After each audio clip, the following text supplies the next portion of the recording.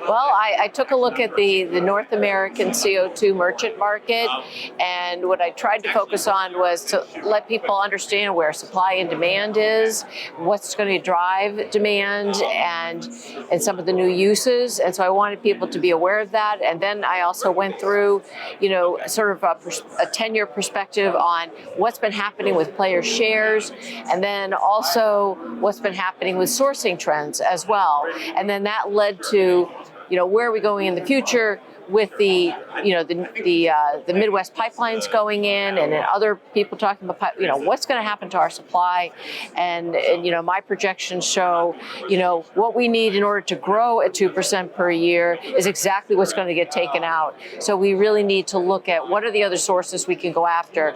And there's been so much work done on these alternative sources, and especially in the waste gas, biogas area. I think that's the most, promising, especially because these sources are going to be, they're next to where where they're collecting the waste, which tends to be near cities, which tends to be where the demand is. So this is actually kind of a nice, even though it's unfortunate we're having to look at other sources, I think it's really important, that now we're going to have a benefit to some of these sources being near where the demand is finally. So and then the other thing that I really felt was important was to tell distributors and end users that you really need to get in front of this now. You cannot wait 2 years, 3 years down the road because other people are planning. And so if you don't plan now, you're going to get left behind, and you will not have the source you need. You won't be able to grow your business. You won't be able to have that reliable supply. So the time to start working with suppliers and looking at alternative sources is now. Right now, everybody's sort of comfortable, but there's still people on allocations. I mean, we're not in the situation we were in last year.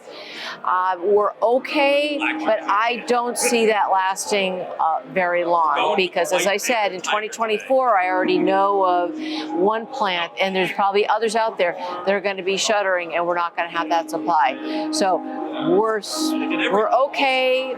People are a little bit comfortable, and that's dangerous because then you don't do the planning you need to do. We're sort of okay right now, but we really need to develop these new supplies. Get out there, read about what's happening with the regulations, understand how it might affect your business, really keep an eye out on new sourcing and where you need to get your next CO2 supply from.